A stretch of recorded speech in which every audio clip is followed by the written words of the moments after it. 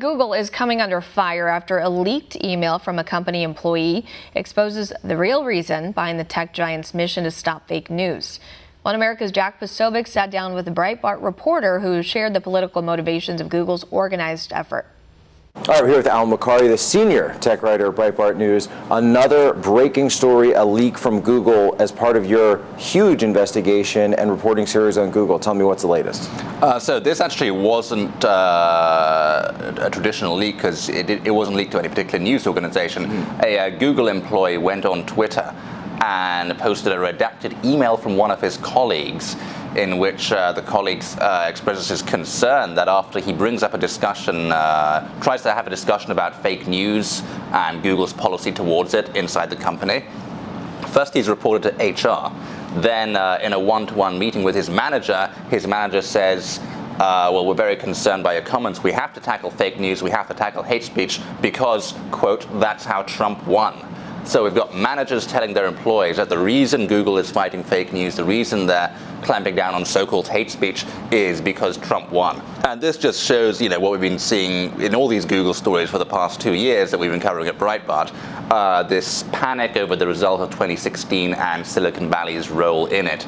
More recently, we saw Google's attempts to influence the conservative movement by paying off establishment think tanks to protect itself from regulation. And again, according to the words of one Google executive, his comments were leaked, to steer the conservative movement away from so-called incendiary nationalism. Now, what does this mean going forward if Google, which has 90% plus share of searches, if they start changing their algorithms, or if they start racking and stacking the websites that you see when you go to search for something because of a political bias? What does that mean for us going forward? The 2020 election is right around the corner.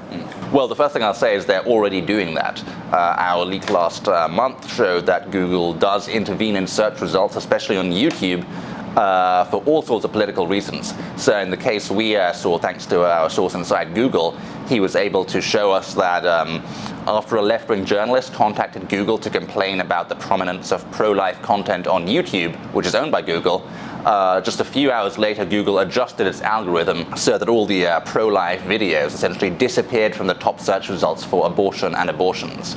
And they were replaced by mainstream, verified by Google sources with mainstream media, left-wing media, all vast majority pro-abortion. So they're already meddling with search results, they're already fiddling with the top rankings, and you have to remember that while you can, go to the second page of search results, the third page of search results, vast majority of people don't do that. So if you manipulate the top 10 search results, the first page of search results, that's often the only thing people will see.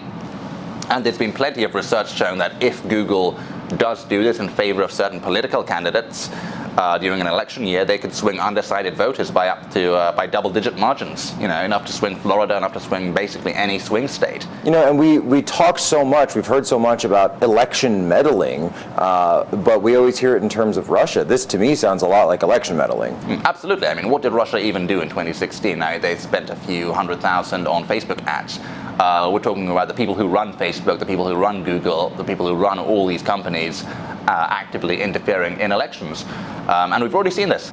Alan Bokhari, thank you so much for your work, and thank you so much for being on with us. Thanks, Jack.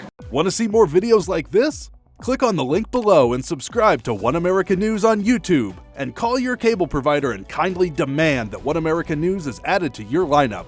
Call and subscribe today.